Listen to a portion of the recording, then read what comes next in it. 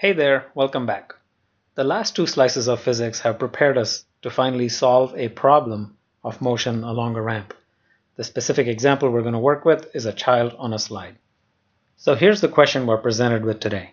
It says that Joyce sits at the top of a backyard slide and lets go, sliding down from rest. At the top, she's 2.5 meters above the ground.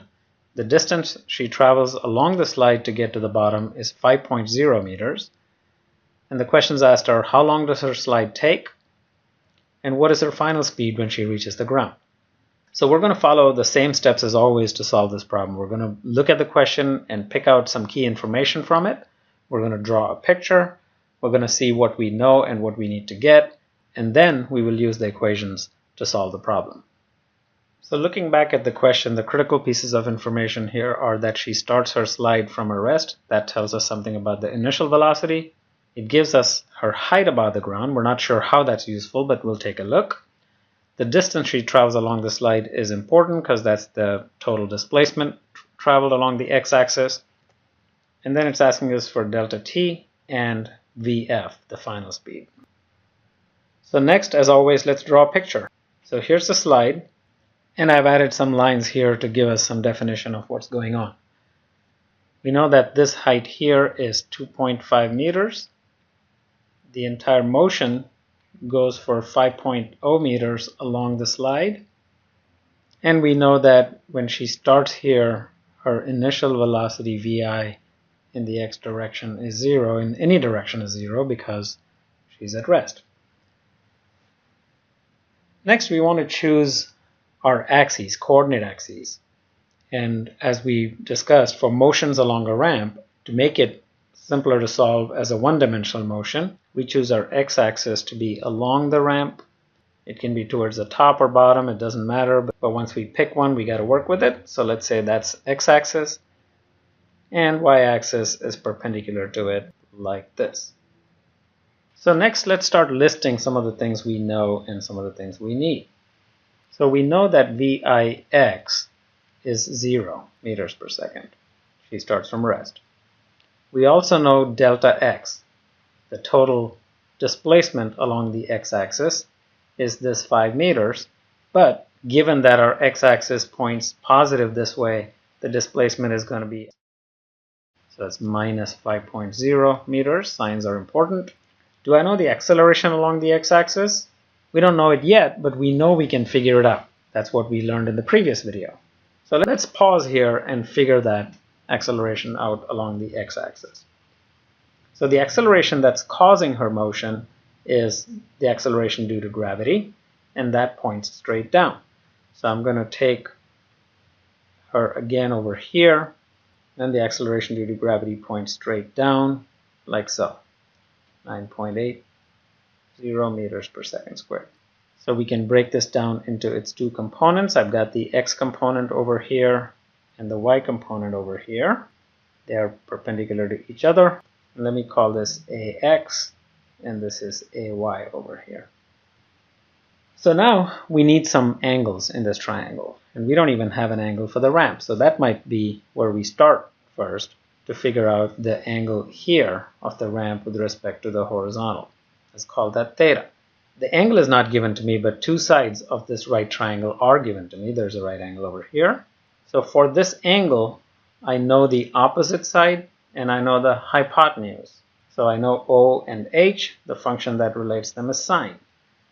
So I've got sine of theta equals opposite, which is 2.5 meters, over hypotenuse, which is 5.0 meters. And this gives me theta is sine inverse of 2.5 over 5.0. And when you solve for that in your calculator, making sure it's set to degrees, you will get an answer of 30 degrees. So if I know this angle theta over here, this here is 90 minus theta.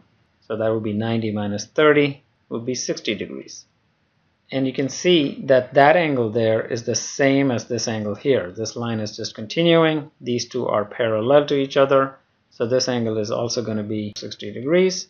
And given that this is a right triangle, the sum of the three sides have to add up to 180, which gives me theta back over here, which is 30 degrees.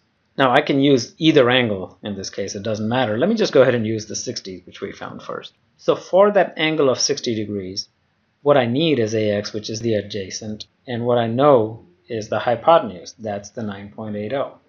So the function that ties them is cosine, and so I get cosine of 60 degrees equals AX divided by 9.80.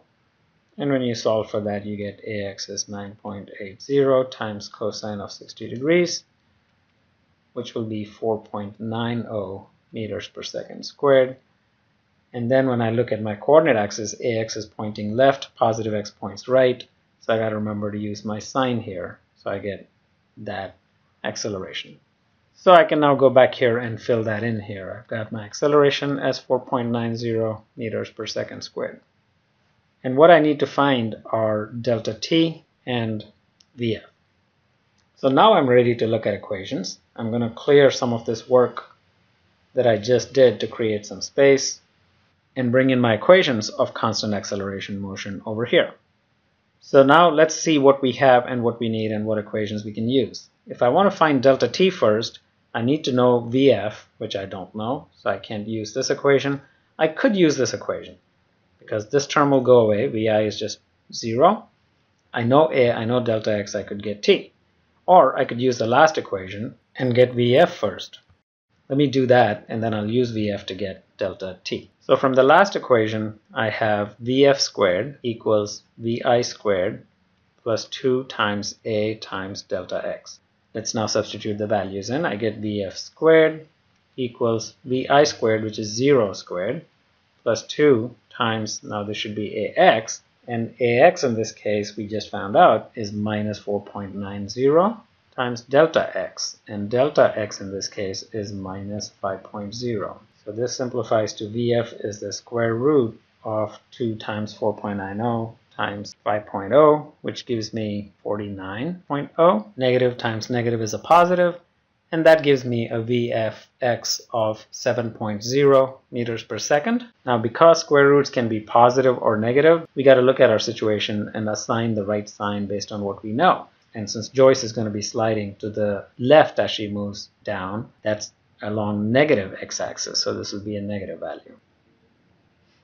And then the final step for delta t, I can use this second equation over here. I got Vf equals Vi plus A times delta t, and I can use my newly found value of minus 7.0. Vi is still 0. A is minus 4.90 times delta t, and this gives me delta t equals minus 7.0 over minus 4.90, which turns out to be 1.4 seconds. Now, how did I get the units of seconds here? Let me show that over here. Delta t was minus 7.0 meters per second divided by minus 4.90 meters per second squared. The calculator helped us with the numbers, but if I just work with the units now, I would get meters per second divided by meters per second squared, which is the same as multiplying by second squared over meter. And then the m's cancel, one of the seconds would cancel, leaving us with the other second. So that's the full solution. We've got the final speed with which she reaches the ground, we've got the amount of time it takes for her to slide down, and we're done. So the second part of this was simply one-dimensional motion with constant acceleration. The only new part was to figure out what that acceleration is in this case. And by the way, just like we confirmed the units for time here, if you want to do the same for velocity over here as meters per second, I encourage you to do that. You can work with the units here and you will get meters per second. Now the solution part of this was simply one-dimensional motion with constant acceleration as we have done before. The only new part was to figure out what that acceleration was along the one dimension that we were dealing with. So this slice of physics should have given you some good comfort level on working with tilted axes and solving a motion problem along a ramp that uses those concepts. Thanks for watching, and I'll see you later.